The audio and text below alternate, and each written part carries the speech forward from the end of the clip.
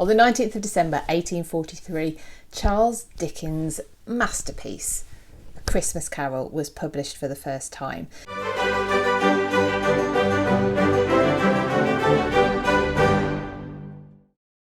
Now, I don't think there are many Christmas cards. You think of the traditional idea of Christmas.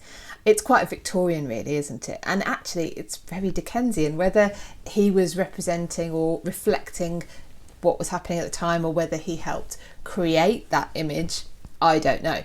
But the idea of the snow, the hats, the traditional idea of Christmas, the Christmas cards I love to receive, those kind of scenes, very Dickensian.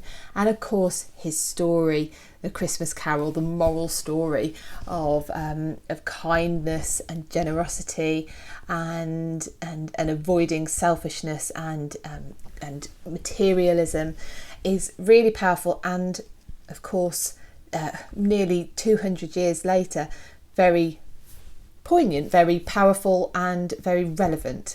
So it was an incredible piece of work. And of course, since it's been published, it has been adapted for stage, as musicals, as plays, in storylines in other novels, even in The Muppets Christmas Carol, which any of you my age will remember. It's a story that I think speaks to everyone on some level. Because it looks at someone's tragic past, it looks at how they're living now, and it gives them a glimpse of a future that they can still have an impact on, they can still change. And of course the main character is Ebenezer Scrooge. He is a stingy miser, is what we could call him. So he's a moneylender. He has his rules and he sticks to them. There's no give and take. And he becomes very rich on the back of other people's downfalls, I suppose. But all legal within the law. It's the moral side of his story that's the one that is to speak to everybody. And he has tragedies in his life. He'd lost his mother at an early age, and he'd lost his best friend, his partner in his business. He had lost the love of his life because he was so work oriented, so materialistic, so money oriented, should I say.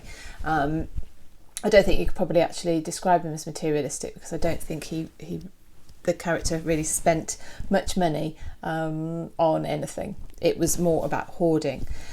And he is visited by a series of ghosts over one Christmas Eve night. The ghost of Christmas past, the ghost of Christmas present, and the ghost of Christmas future.